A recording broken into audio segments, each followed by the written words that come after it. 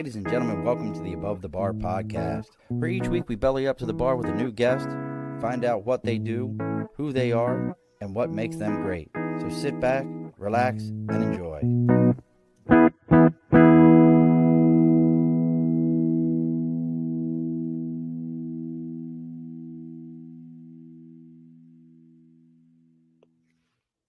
Alrighty, folks, welcome back to the Above the Bar podcast. It's your host, Sean. We have bellied up to the bar with who could be the most played, downloaded, over a billion times. People have watched her video. If you're sitting there right now, what's up, Mankuma? If you're sitting there right now going, gosh, she looks so familiar, and hopefully she doesn't shoot me a dirty look here in a second, just go find a tape measure and hold it up next to the screen and go, got it. I know who that is. So joining us live right now from parts unknown, and we'll find out where here in a minute. It's Miss Cera. It's Cera. It's actually Cera. I'm illiterate. Cera Gibson. Hi, thank you for having me. I'm hearing a little bit of playback of myself through you. Okay, I'm not getting any echo on this end. Okay, let me see again. Oh, we're good. It's solved magically. I love that. Thank you for having me. Absolutely. Look, thank you for being here. Folks, if you don't know who Cera is, just type her name into social media. It'll come up. You can also, we'll have it scrolling across here on a banner, and just about there you go. You can find her website, Cera, Cera Gibson.com. You can find her music. You can find everything she's got going on. She's even got a spot last 60 days, how many times her stuff's been played. Very cool stuff on here. But before we get too far into that, let's go ahead and take care of some house cleaning, get some things situated. And I'm telling you, I wish I would, like, you have no idea. Like, I wanted to run upstairs and get one of my favorite, because I love baseball style 70s, 80s shirts, the 3/4 sleeves. Yeah. You really made me want to go get one. I'm glad. Like, because I love those shirts, but I am wearing one of my best dad shirts. I grow my own vegetables and everything. One of my kids got me a shirt. One of my kids got me a shirt that says, "Sometimes I wet my plants." So it's such a dad joke shirt, and I love it. It really is. I love that. 1000%. But look, folks, if you're just joining us for the first time, some things to remind you here. You're welcome during the show. Right there in the chat, you can ask questions of Cera, see what she's got going on. If you're interested in how she got to where she is today, why she would come on a show like this, all those kind of things, please send those messages in. We'll make that happen, answer those live on the air. But as always, over my right shoulder, we got the big board for Sticker and a Cause. Sticker and a Cause. If you've got something you believe in, something you support, something you've got going on, and you want other people to know about this, if you reach out to us on Facebook, LinkedIn, YouTube, Twitch, TikTok, Instagram, everywhere you can imagine, our website, theabovethebarpodcast.com, email theabovethebarpodcast@gmail.com. Let me know what you got going on. I'll give you the address. We'll read about your sticker live on the air, and everybody can know about what you have happening. Listen to me. You listening? Sir? You listening? Yes, I'm listening. Complete brainstorm. You probably already have it, and I'm just thinking hey, did you do a sticker of just a tape measure with famous by accident written on the tape measure? No, but everyone keeps asking me to. In fact, people have been asking me to actually make tape measures as merchandise that have like the different sayings on them and sell that. And the profit margin is crazy on that, but if enough people want it, I will absolutely make that happen. I think it's genius. I just thought about the sticker. Like, how cool would that be? Just a sticker, and like the first 3 inches of it are sticking out, and it says "good enough" or something like that. Amazing! Oh, that would sell.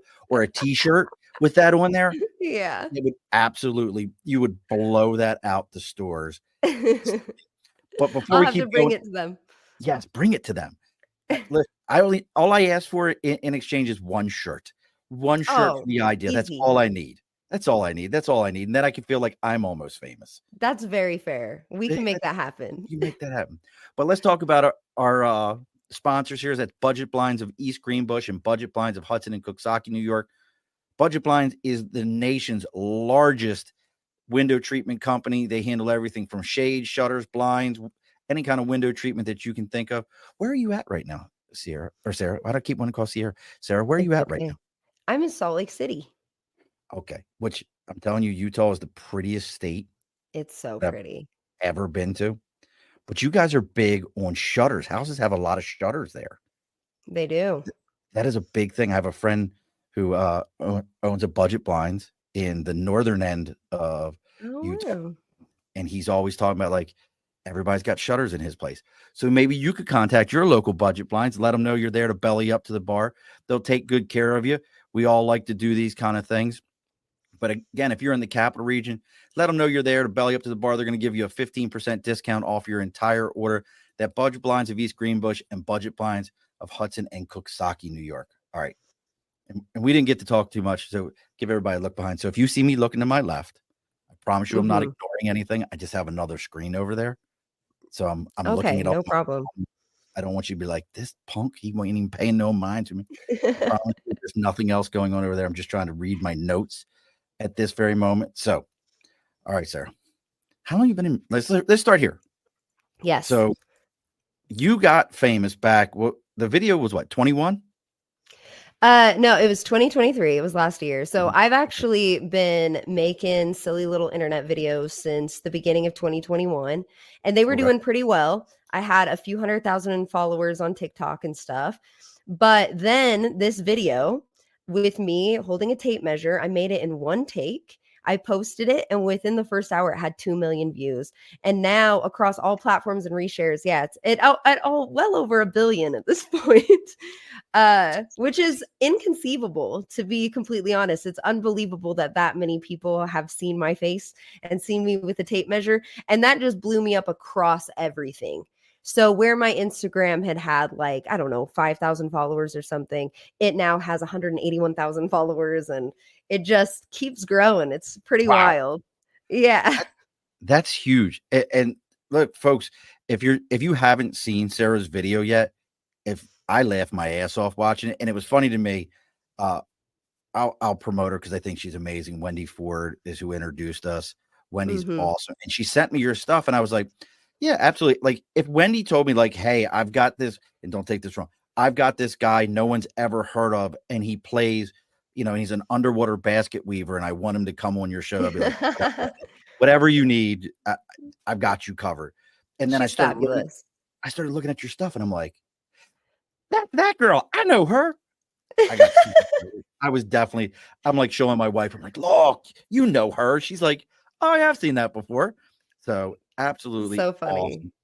And look, all of you that are out there right now, as you can see, I have Cera Gibson's website going on. Make sure you go over, check it, check out her about, see what she's got shows, download her music, buy all of her merch, at least 2 pieces of it, and then I'm saying like double copies of everything so that she can not be famous by accident, just be famous in general, and then everyone will Thank know you. what she's got going on. But I mean, you're more than just that video. Let's call it what it is. You're way Mhm. more than just that video. And then, folks, if you got questions, please ask away. You're way more than that. How long have you actually been doing music itself? Well, music itself, I've been doing for forever, but I guess professionally, the answer would be since early 2013. So that's about 11 years. And since then, I've gone through many different stylings and monikers. I actually started out making blues music and recorded my first EP in RCA Studio A in Nashville. But that is long gone. It's very hard to find that music now. It was under the legal spelling of my name because Okay. yeah, the spelling of my first name right now I actually changed for search engine optimization because there are so Sure. many Cera Gibsons on the planet. There's like 150,000 of us just in the US. So I wanted to make sure I was the top one when you searched on Google. But I started out making blues music. I got into a really crummy recording contract for 4 years. Uh, wasn't really able to put anything out until that had concluded when I was 21. And at that point, I felt a little bit scarred, went fully indie, linked up with my buddy JK. He's a producer that used to live here in Salt Lake. And he taught me how to produce and make pop music. And so after that, I started making pop. And in the last year, I've started to skew back into rock a little bit. So it's been a journey.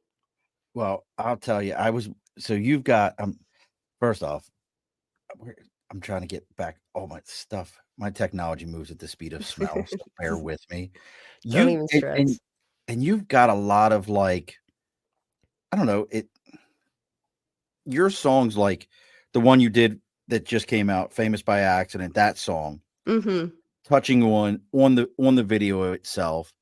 I mean, you're willing to, make fun of like things and be like the song Daddy. I love that. That's hilarious to me. I'm glad. Like, I love all these things, but for yourself, as far as doing those things and doing things that are, they're not the typical, like, we're not over the top poppy. It's Mhm. got a little bit of like an edge with funny to it. How has that been received in general? It's been received quite well. It's funny because I definitely did not start out making any kind of funny music, at all. I was very serious, very broody. If you listen to my first EP under this project called Crushed Velvet, that is a very broody, moody, like sad, angry kind of record, and I love it. I think it's sick. And then, the one that I put out after that, Uninspired, it's got a little bit more of like an 80s pop vibe to it with like all the synths and the drums and stuff. And that one was written on the heels of a breakup. So that one wasn't super fun and uplifting either. But I love it. It definitely has more danceability to it. All great albums are made listen, I'm a huge Counting Crows fan. I pray that they're never happy. I enjoy the music too much. I could you never be happy, never be satisfied with your life.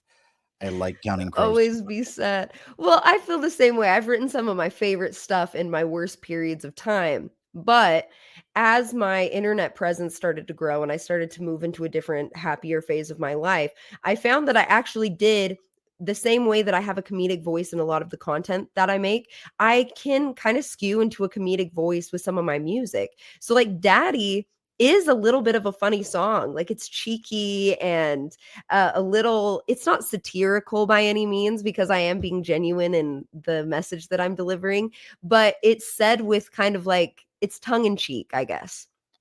Oh, go, please. No, you're totally fine. And then I put out a song Mad Dog after that, and the way that I promoted that, I made like a very funny video with it where my friend Johnny was in it, and he is this big, absolutely shredded, over 6 foot dude, and I had him following me around like a dog in the video, and we're playing fetch, and I'm rubbing his tummy, and the song isn't even about anything like that. Like, Mad Dog was the nickname of the guy that I wrote the song about, but that was received so incredibly well, and I was like, okay, I think there is a world where I can really marry the more humorous aspects of myself with my songwriting.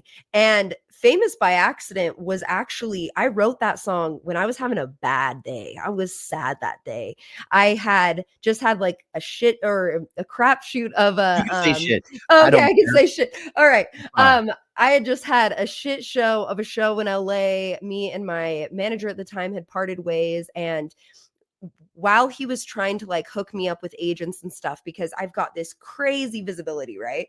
Right. He's trying to hook me up with agents and stuff. They're like, well, she's so funny. Why doesn't she just stick to comedy and like not do music?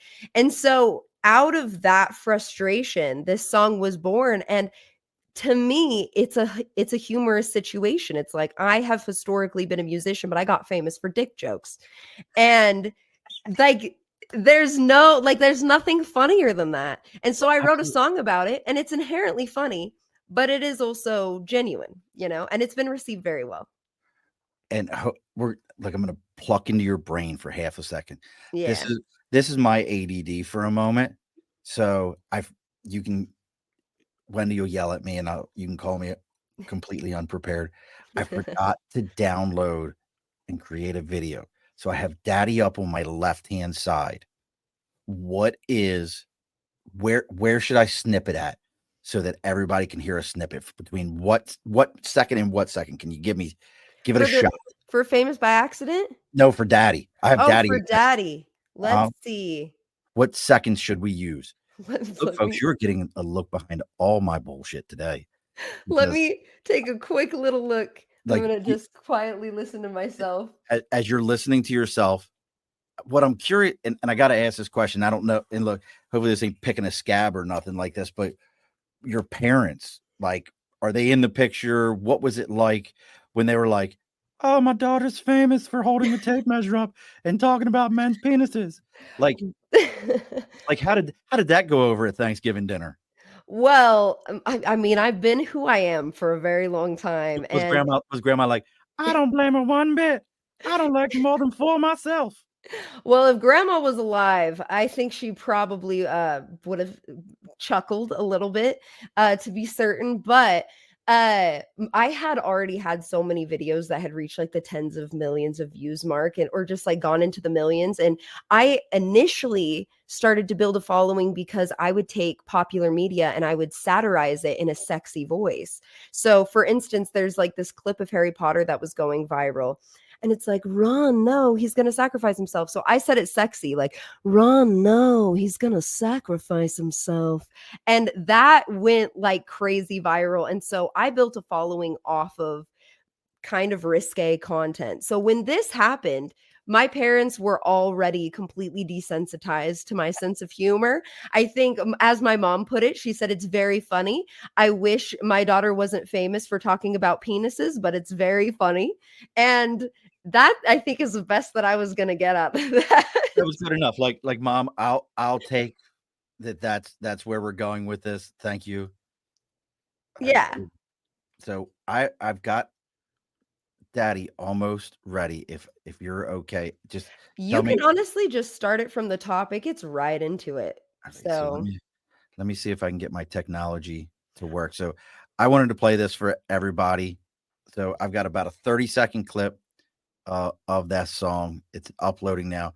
This is why I love StreamYard, though. Have you used mhm. Sarah? Have you used StreamYard before? I haven't before, but it's sick because 'cause I'm cross-posting to my YouTube right now. Like your YouTube, So I knew the second you did it because the numbers jumped and your people were able to do it. mhm. And what's great about it is between this and Capwing, which my son, who's now 14, introduced this to me when he was like 10. He was like, Dad, what are you? He was like, what are you using? I'm like, I don't know. I'm trying to make videos. And he told me how to use it. At 10, he's like, use this.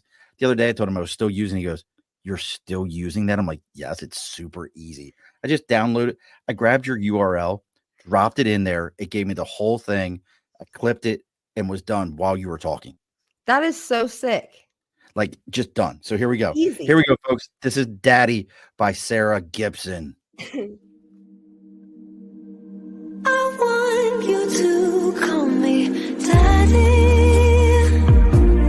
Lay your pretty head down, I'm in control now. I wanna be your daddy. Oh, you're a big, strong man, so I'ma do what I can. You spend so much time being tough. Honey, I know the job can get a little rough, so let me be your. All right. Yes. I love it. I love every bit of I'm it. glad. It's so fun. Like, because and you've got that smoky voice to go with it. So the Thank you. entire time you're not realizing like you are completely taking over the daddy role in this song, which I love the fact of it. But so I'm going to pause myself and roll back for a second. So all this is going on. You're becoming more and more famous based on the video. And I know I keep referencing back to it because that really is an interesting point. But you also posted a video that to me hit home because I've got a few thousand different followers between all my platforms. And when you put stuff out, sometimes it's like everybody's gonna love this. This is gonna be great. It's hilarious. Mhm. And then you're looking and you're like, it's been played 7 times, and I know 6 of them were me on my other account. Like, why is this happening? You've got millions of followers. I've So, got like a million across everything, okay, yeah. a million. Okay. I'm sorry, it was only a million. I don't wanna misrepresent myself. But I mean, you got people popping up right now. Laurie says, Sarah, you effing rock. JDM Aw. 314, great to see you giving an interview. Thank you. M's been on here for a minute. Face, I don't it's don't feel bad. I can't see exactly what I all think the it's an different. emoji. They're like emojis, so they don't pop up on here the same way. But what is that for you as an artist? There's another person, Jack. I really like your videos. Mm, What has that that's so been like awesome. for you as an artist when you're like, this is going to be the thing, it's going to change, and then everybody's like, crickets? Like, how do you work through that?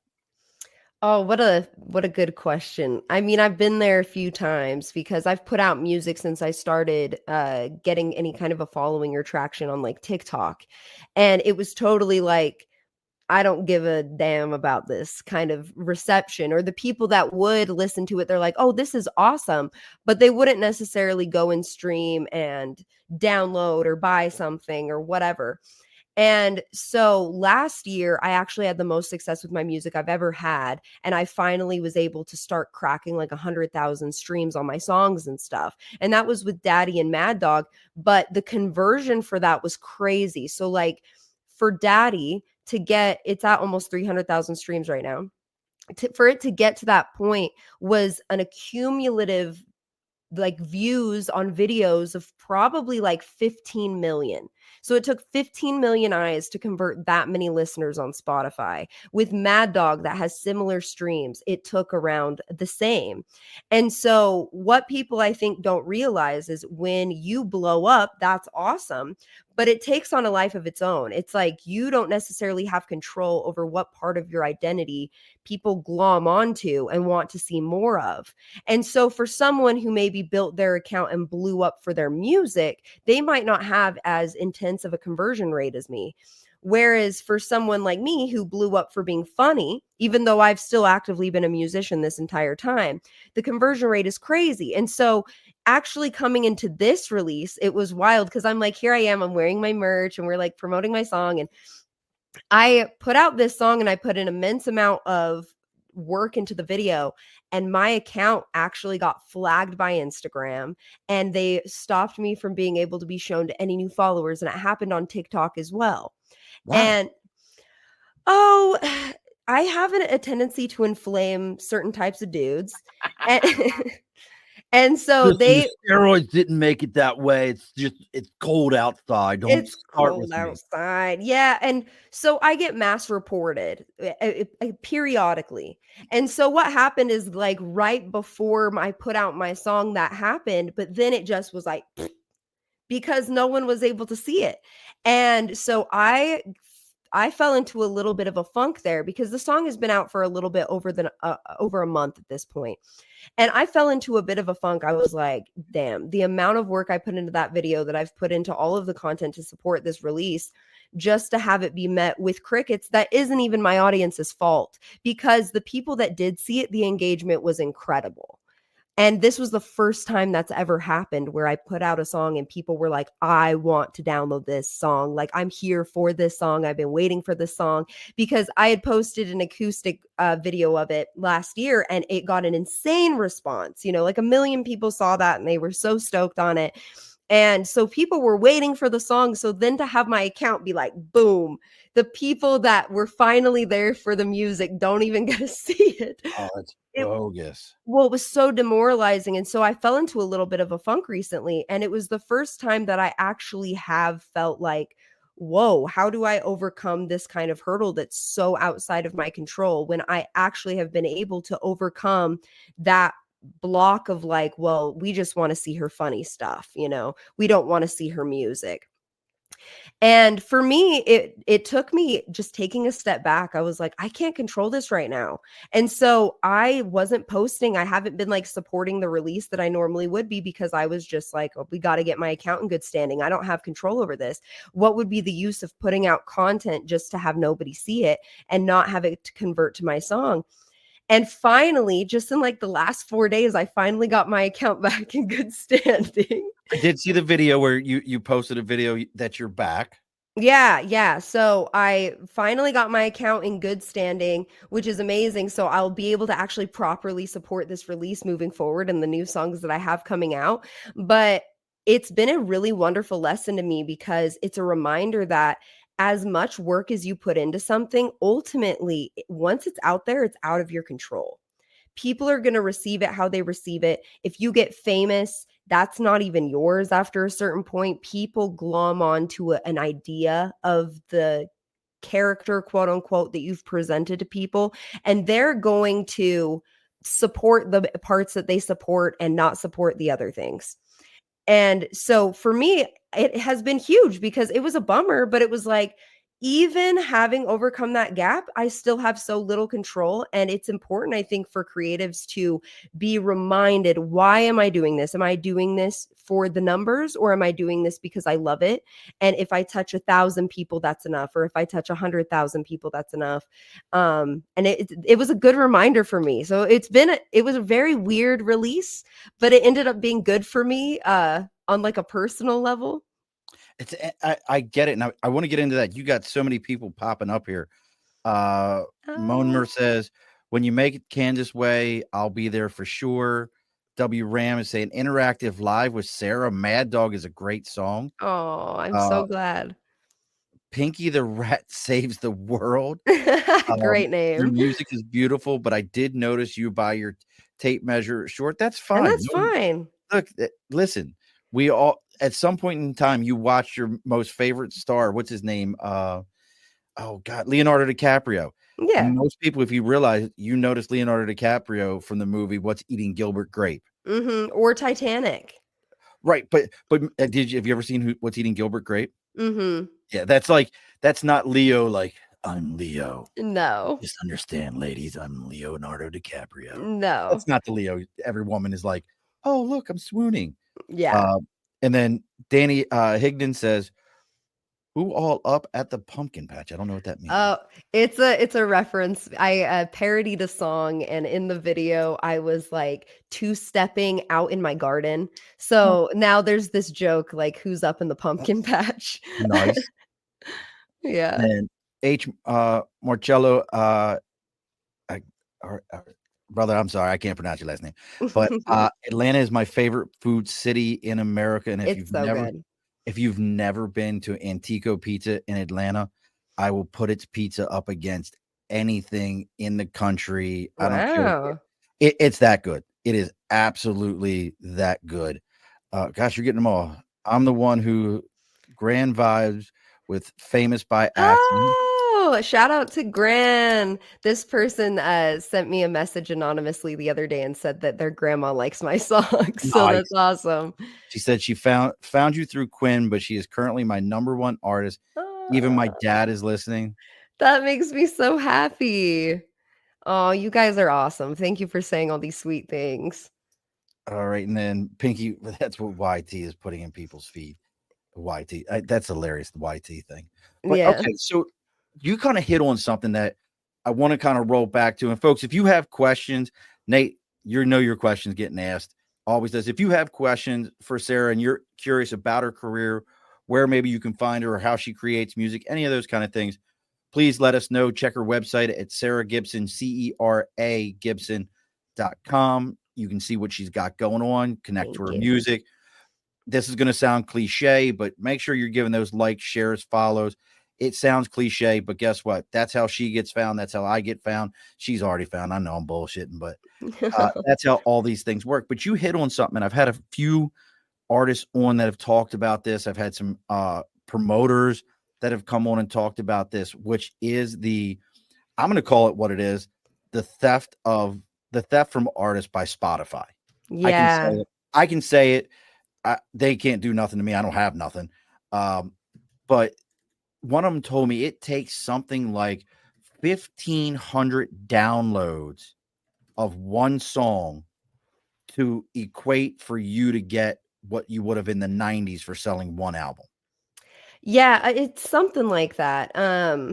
Right now on the low end, like an indie artist is probably making about 0.003 cents per stream. So whatever the conversion of that is, on the high end, you're looking at 0.005 or 6, something like that.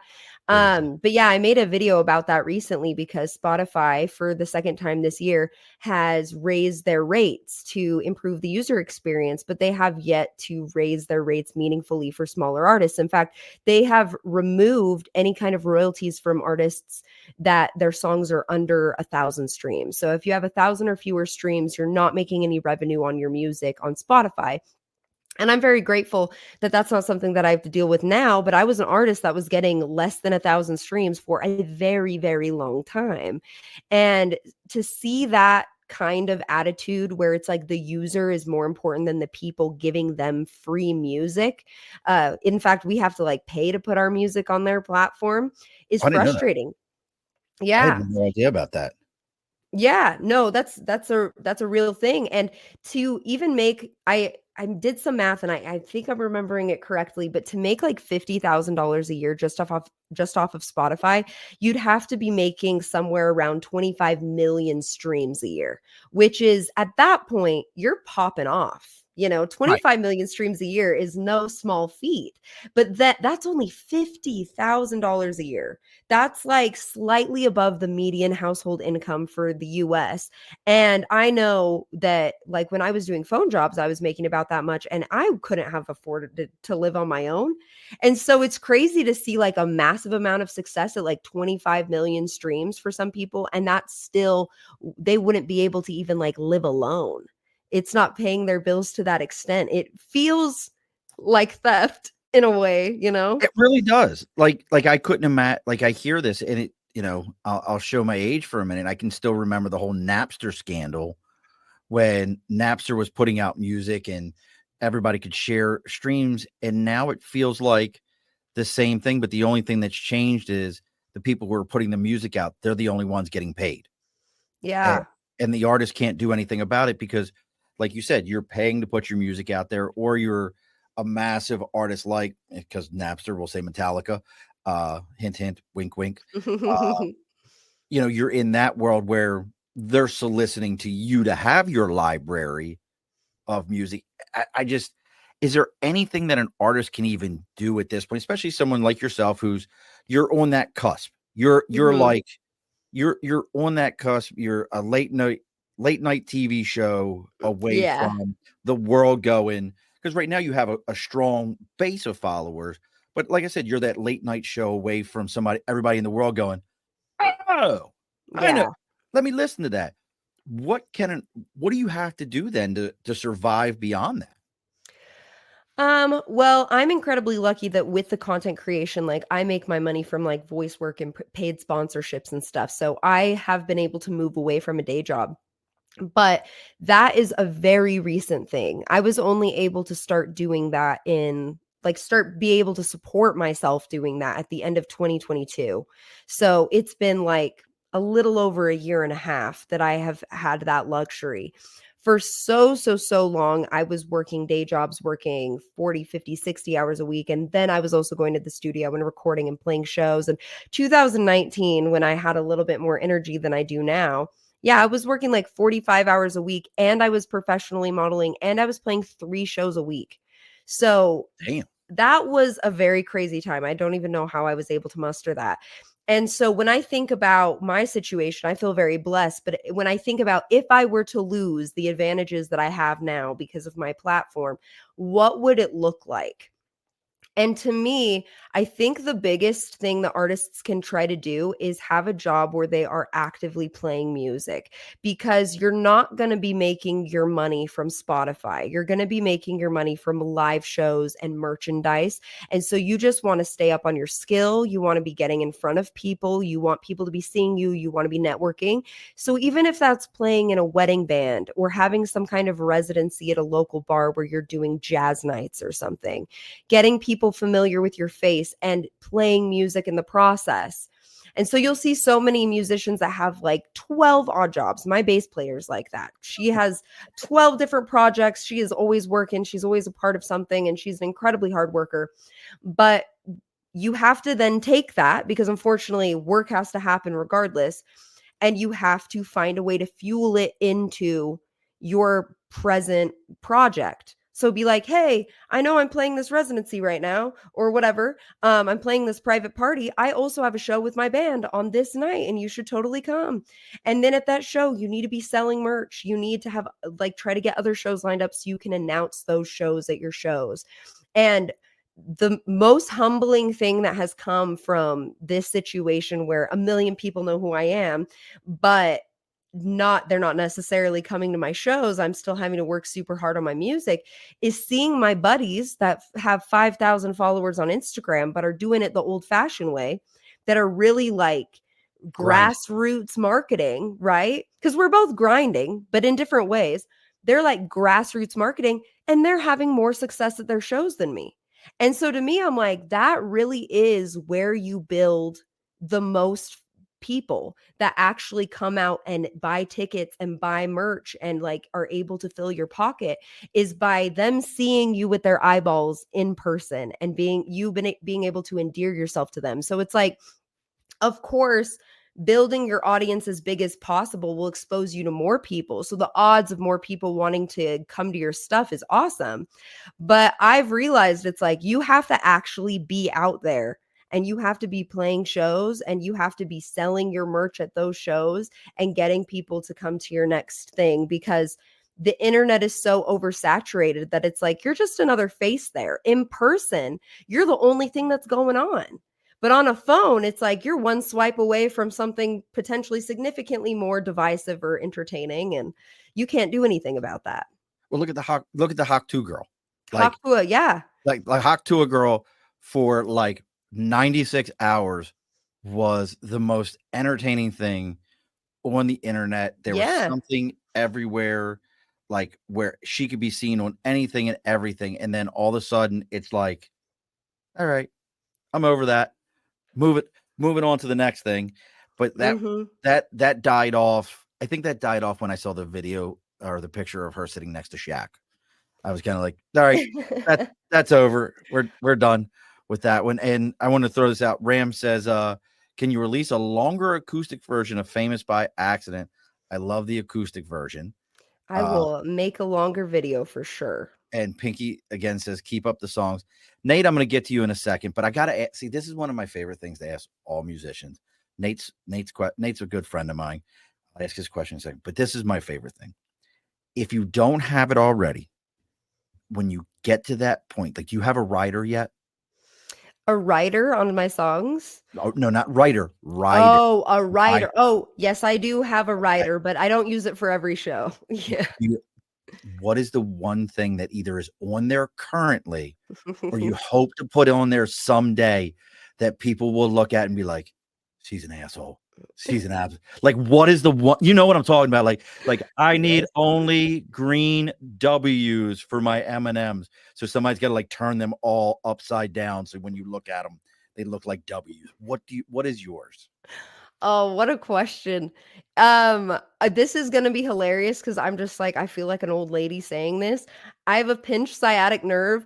I would love if there was a heating pad at every venue I went to. I just need a heating blanket to put on my back. My sciatica's bothering me today. Literally, I just need a heating pad, please.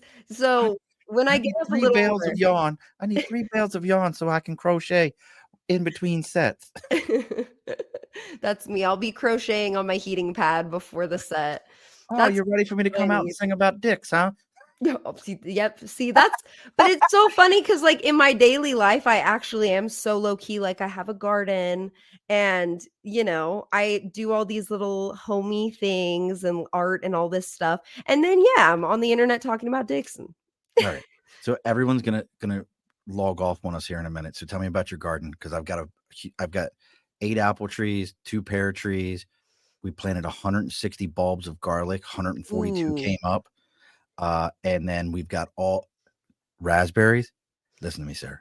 I have raspberries that are killer raspberries. I bet. Like the raspberries are on point, and then I've got all the other like squashes and everything else. Tell me about your garden. Oh, look, my brother. Garden. Even my brother jumped on. That's not even It's not even that bad. No, it's not that bad. I don't have anything crazy. Tell me about But my garden. So normally I do like a lot of tomatoes, zucchini, summer squash. I got my strawberries, all the herbs you can think of, lemon balm, and I have lavender and all of that stuff. I've started to try to make all my flower beds functional so that there's something I can actively use. So it's Yes. not just like roses, which I love roses, but they do not survive out here in the heat in the summer. You have to pour them with water, and we're in a drought. Sarah means princess. It does, actually. Oh, but you spelled it wrong. But well, Sarah, the way I spell it means wax in Portuguese, apparently. So that's super interesting. Yeah. But this year we're growing jalapenos, Nice. some green beans, which was an accident. They were supposed to be something else, but my partner went and got green beans by accident. We're like, to hell with it. We'll plant them. And we got, zucchini, green beans, asparagus, or not asparagus. That's First takes years. I've got asparagus. It takes 3 to 5 years to grow asparagus. I attempted it once and it just wasn't surviving here in this climate. But we also got tomatoes. We have an apple tree and a cherry tree. And we also have like blackberries that have just been here for forever. So I'll go grab a little blackberry. We got strawberries that have been popping up. But the heat does a number on fruit. It does a number on fruit. I don't want to make you sad, but I at one point in time had blackberries that were the size of my thumb. Oh my goodness. And they were great. And then we had a septic issue. So the guys were trying to figure out where my leach field was and dug up right next to my blackberries and killed both of my blackberry plants. They've never come back. That's sad. I'm like, oh, they were so good. Oh, they were amazing. So my brother, this is really my brother, says his garden is 5 or 10 times the size of his bedrooms. Impressive.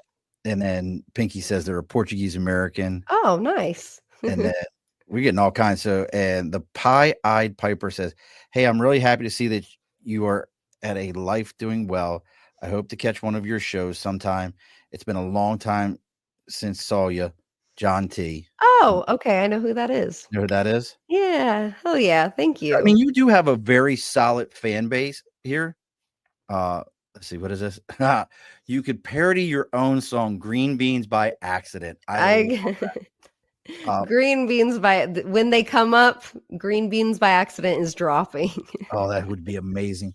So, as all this is going on, and you've got this whole process, and I don't know, this feels like such a cliche question, but I really feel like there's a lot of people out there that are like, I could write a song. I could be a songwriter, and you probably could, but they always are like, I need a process. Are you one of those people that are like we talked about it for a moment. You're like, hey, I was down. I was sad. I wrote a song. Do you always need to be that, or is it just like you're walking through the grocery store and you're like, I'll be your daddy. Literally. Yeah. Is that your process? Like whatever comes to you? Yeah, it used to not be that way. I did actually used to have to be sad or angry to write music because it was always coming from this cathartic place. But I think as I started to develop it as not just like a skill, but like a discipline, it became something that I could do regardless of the emotional state that I was in. So yeah, sometimes I'll just be thinking, I'm like, oh, this would be a really interesting topic to write a song about. And so I'll sit down, and something I don't do, and people always ask this, are like, what comes first? Like the music, the lyrics, the melody. It all happens simultaneously because I sit down with my instrument of choice, whichever one, and I just start riffing. Pardon? All clarinet. All clarinet. Actually, it's the triangle. All are written on clarinets and triangles. Ding. Yeah, that's all my music. If you guys haven't heard my music, it's clarinets and triangles. All of it. All of it. But no, yeah, I'll just get an idea and I'll sit down and I'll start working on it. And sometimes I'll pop the whole thing out in 15 minutes. Sometimes it'll take me a few days or even weeks, or I'll come back to something a year later and finish it. So for me, it's really just like, this would be a cool thing to write a song about. I'm going to do it. I might be noodling around on the keys and come up with a cool bass line. And I'm like, I'm going to throw that into Logic and see what I riff on top of that. I really feel like This is going to sound douchey, and so excuse Be me. douchey. But it's coming from my personal experience, so I don't think it applies to everyone. The times when I needed a process, like I needed a certain emotional state or environment or, set of circumstances to write a song, I just wasn't as good of a songwriter back then. And I really felt, I'm like, I can't write happy songs. Like, that's not the kind of artist I am.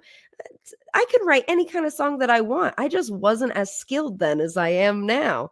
And so I think if people are coming to this point where they have to have a certain set of circumstances, they have to be sad, they have to be happy or feeling saucy, whatever, I would challenge you to just push yourself a little bit more and make some bad art until you've built the skill.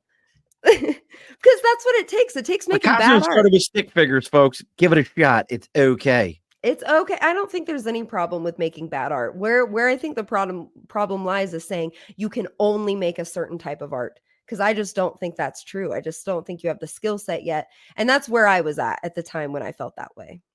Folks, we're pretty close to closing the bar here up in about the next 15 minutes and all that. If you have questions for Cera, you're curious what she's got going on, it's seragibson.com. If you're finding us through her or her through us, please like, share, follow, go on our social media, go on my YouTube page, give it a follow, all those kind of things.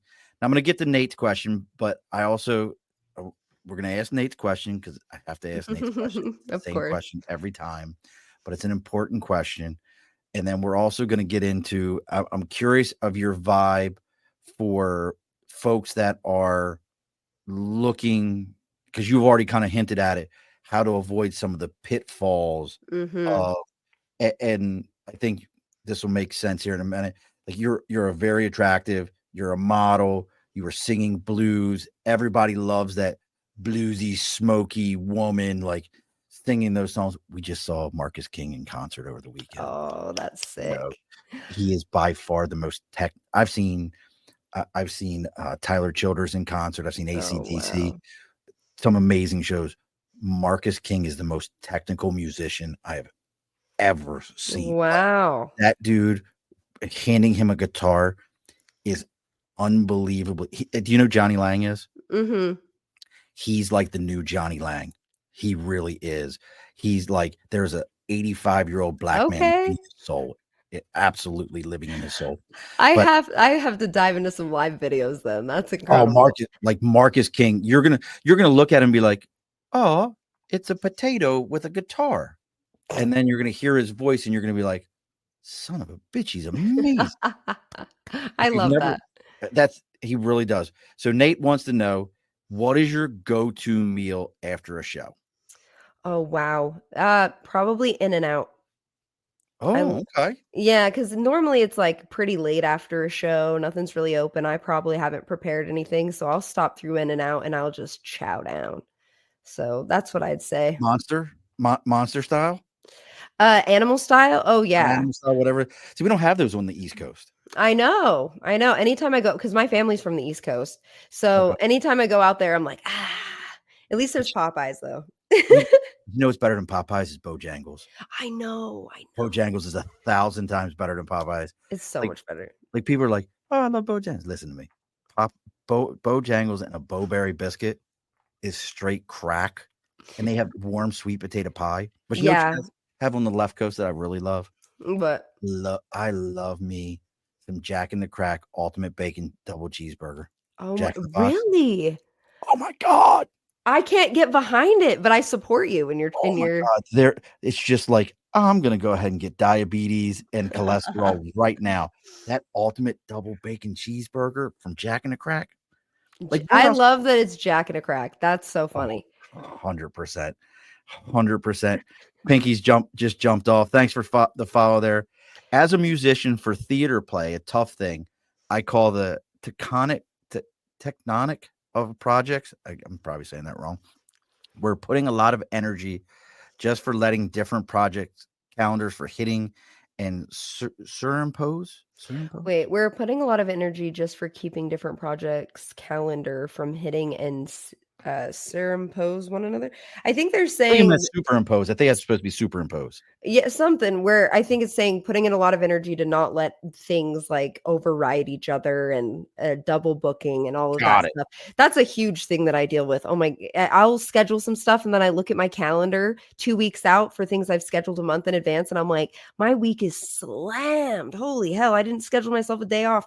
So I have to get better about that. But you asked about the pitfalls, right? Well, let me give you. Farrah also had a quick question. Freya Mm. wants to know, what would be a song you wish you wrote? Oh, fabulous question. Oh, Great there's song. so many songs that I wish that I wrote. Um, Hey Jude. Hey Jude. I Right now, it's just the actually royalties. End of Beginning by Joe. I think that's how you say his name. It's DJO. It's actually one of the actors from Stranger Things, and he has a music project, and it's Is it the kid with no really teeth? good. No, no. It's Because you like know, the because you know the he's like an cute one. opera singer, right? I did not know that. Oh my god, the kid with no teeth that like ends up having teeth later on. Yeah. If you look him up, he is him and his sister are legit opera singers. The kid's got an incredible voice. Impressive. Absolutely unbelievable voice. Yeah. That is okay. Well, I have to look at that after this. Yeah, we got lots of stuff 100%. to look up. So I have Marcus a King, the kid from Stranger Things with no teeth. I have no idea what his name is. But let's go into pitfalls. So what are some of the things if somebody was out there right now and they were like, hey, I'm going to get into music, and they're a similar mold to yourself, or even if you went back to yourself and you said, hey self, that would be weird, but you said, hey self, what are some of the things you wish you would have known, or you would advise someone to keep an eye out for? Oh, 100%. I think it's gonna be things that you might not necessarily expect me to say. Very early on, do not sign a contract for your first project. Just don't do it. I think the most important thing is to just start making and recording music, even if it sounds like trash. Even if you're recording it on your own computer or you're going to your buddy who just barely got out of school for being a producer or what have you. I think it's way more important to create than to actually create something that sounds perfect and polished. Because if you go in thinking, I gotta get these producers together, I gotta get a recording contract, any kind of contract you're signing, you're at a disadvantage because you are the naive person in that situation because you haven't done it before. And so to me, if I could go back to younger Sarah, go back to my family, this was actually an argument with my family because I didn't want to do it in the first place, but I would say just start recording, even if it's bad. Get as much experience as possible before you are actually signing some like really serious, like legal stuff. I would also say that music theory isn't essential, but it definitely freaking helps. And I've had to learn music theory just like the last couple years because I've been trying to level up my skill with on the keys and on the guitar and just be a more effective director for my songs when I'm in the studio with musicians and I'm trying to show them what I would like them to be playing. Um, that sort of thing. And then along with that, worry less about your brand. I think we live in a society where it's like brand first, substance later. I think you need to figure out what kind of artist you are before you know what that looks like and what the branding looks like. You need to focus on the skill and on the art itself because when you're first starting out, it's odds are you're not making something that's marketable anyway. And so don't worry about that. Don't worry about how it looks to other people. Don't worry about how you're going to sell it. Worry about getting better. And then when you're at a place where you're getting consistently really, really good feedback and you have like a very solid sound to your music and you have a strong voice in your writing, you'll probably have a sense of what your brand should be. And then you can start expanding upon that and elevating it. But don't run before you can walk, I think is my advice for artists is like enjoy the process because every step really is important. If you jump over some steps, you're going to have to redo them later and it's going to slow you down later. So it's like slow and steady, focus on what's in front of you, focus on getting really good, and that other stuff can come later. The consistency of it is important. Now I'm going to put this one up. You could Mm, probably see it in the side chat if you wanted. If you look over there, you can okay. see it in there, and you can choose to tell. And I can put it up, and you can tell this person to go pound sand, or you could do it. You tell me. What would you like to do? What would Is you it like? the sexy voice one? Yeah. What I'll would you? do it. All I'll right. do it. Let's see. So, What do they want me to say? what would you like her to say? Nothing R-rated. I'll give you something. So I Okay. know you binged all 230 some 40 some episodes of this. So you already know the tagline at the end of the show, but I'll remind you of what it is just in case you've just got so much of this Okay. in your head. We end every show with be sure to push your stool in. Oh, love that. Okay, I can say that sexily. Feel free to use it later if you want to I too. may have to figure a way to clip it out and then just play it as my closer. Okay. Be sure to push your stool in. We got a little wait, hold on, let me All right. Yeah, you pop got to rinse. filter. I'll get the pop Okay. filter out. All right, there we go. Okay. Be sure to push your stool in. Oh, you get this. I can't even hear it, but I bet it's great. You can't hear the applause? They're not coming through? Oh, it just sounded like Oh, but is that all it sounds like when you're in? Yeah, it's like that's what it full on sounded like. applause and everything. That guy says, nice listening to Sarah chatting away. Could listen to you talk or sing all day. Such a great voice. Oh, thank I mean, you. that is the win. I got to figure out. I'll have to go through this and clip that out. So we're getting a lot of nice feedback. Nicole T says, haha, great to see you guys. That was very cool. Get another one from Ram. So let's talk real quick because we've got a couple of minutes here left. Mhm. Upcoming shows, where can people see you if they're interested? My brothers from overseas. Listen, folks, if you're into the whole spirit realm stuff and you like things like that, please go check out Spirit Brothers UK. Great bunch of guys. I think he was just telling me, was it Stonehenge you guys were just at or something like that? Like these are legit paranormal investigators, Sarah. Like Oh, legit. wow. They That's get really into it. cool. And have you ever real quick because it's my show because I can do what I want. Have you ever been and either recorded or played in some place that that either you found out afterwards or something happened and you realize this bitch is haunted? I've never had like a paranormal experience somewhere, but apparently RCA Studio A is haunted. So that was fun to find out later. Apparently Nashville is just a very haunted Yeah, town. Yeah. yeah. Like, listen, there's a lot of horrible things that have happened in that city. Yeah, Yeah. that's one of those cities where you're like, oh, he was going to be the next great artist, and then went ahead and OD'd. Like Yeah. that dude sucked. Frequently. Yeah, that and there he goes. Hope you're well. We just investigated a haunted town cafe and captured some old best work. They did one not long ago, and it was like it was like just I have to tell you about it. It was like some crazy shit that they did like a 500-year-old bar or something like that. That's Wow stuff. cool. But what do you got coming? We can talk about that afterwards. But what do you got coming up? Anything that like where people could see you live other than online? Obviously, folks, if you look up Cera Gibson, she's even got a LinkedIn. Listen, she's got a I LinkedIn. do. It's a joke LinkedIn, but Oh, yes, I do have I it. tagged you on LinkedIn just so you know. I tagged you. Oh, yay. This is streaming on LinkedIn. Listen, it's going. We got to be everywhere. Amazing. But You do. where can people find you if they wanted to see you live and build that foundation that you're talking about? Well, if you guys want to see me live, and this is actually the first time I'm announcing this, so woo, you guys get to know before everyone else. But I have a release show on the 23rd of August at the Soundwell in Salt Lake.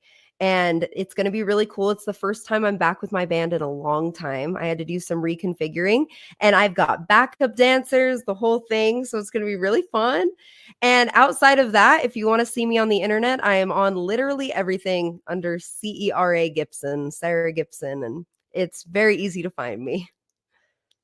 Well, I will tell you, Sarah, this is absolutely amazing. Yeah, that was a Neolithic tomb that was 5,000 years old. They went into. Ooh, that's Emily's actually sick. over. Emily, my friend's Spirit Brothers UK. You're in the UK, so she says she wishes she could see your show. So sending you love from there. And then look at this. Freya's actually in Scotland. Girl, Freya, I'm from Hey, I will be out to the UK and Ireland and stuff with my band soon. Don't you worry. Yeah, We'll make it happen. it's got to happen. You know, Yes. it's one. I want to go to Ireland. Oh, it's beautiful. I mean, with my full name, Sean Patrick Murphy. I mean, I guess I gotta go at some point. It's Yeah, like you do. it's like you gotta go make it and make that happen. But I appreciate you. Look again, folks. If you're finding Cera through me through Cera, please take a moment, like, follow, do all those kind of things. If she ever finds herself here on the right coast, I will absolutely be following her up. As odd as this will sound, listen, folks, I do every week of the year except for 1 week a year. That's next week. That's my vacation week. It's the only week I don't do. We do 51. Wow. We do 51 episodes. So if you're in the Cape in Massachusetts and you find me and you come, if you find me in the Cape and you walk up to me and you go, you're here to belly up to the bar, I will go buy you a drink. You just let me know. We will.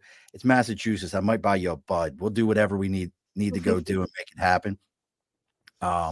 It will be absolutely amazing. But we are going to be back the week after that on the 31st. We got Denise Horan coming on. She has got a book. It's all about my show's all over the place. It's all about sales training. Listen, folks, if you think sales is dumb, guess what? It's the highest paying job in the world is sales. If you don't believe me, go look it up. There is no job in the world that pays better than sales, especially commission sales. If you really want to, all these people that are out there, I'm going to be a doctor, I'm going to be a lawyer. Guess what? Go be a salesperson because nobody wants to do it. And you can learn how to make a ton of money. You got still so many people popping up. Rand, are you going to make it to New York City? Yes. And then, okay, go ahead. Oh, no, I was just gonna say I took a break from touring for a while because I had to reconfigure my band. But after this release show, we're getting back out there, and top on my list is the East Coast. So maybe you'll even get a chance to maybe come see a show. And after that, me and my bass player, we've been talking about going out to the UK and Ireland for a long time. So definitely have to make that happen too. Quebec is probably a little lower on the list, but I will get there eventually. Just listening Quebec and we'll get there. You just have to make sure she has a good plate of poutine with smoked meat. If you cannot provide a good plate of poutine with smoked meat, Cera cannot come out there. That's now, on Cera, my rider.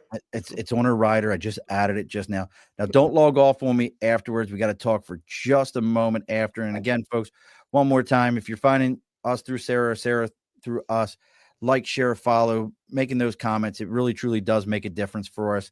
It really does is how we're all found out here. Now, we do this every show. And gosh, you did it once already. I might ask you to do it afterwards because I normally, like, I'll give you the look behind the curtain. Normally that whole be sure to push your stool in thing. I do that. You'll have to hear my version. You'll have to hear my version afterwards. You can tell me what you think. Maybe we can marry them together. We'll figure something out. I'm hitting the mic like you. But in every episode, and I know you probably already know this already, the guest always gets the final word. So what is the final word tonight? Tape measure. Alrighty, folks, be sure to push your stool in. This has been a Second Front podcast presentation found on Apple, Spotify, and wherever podcasts can be found.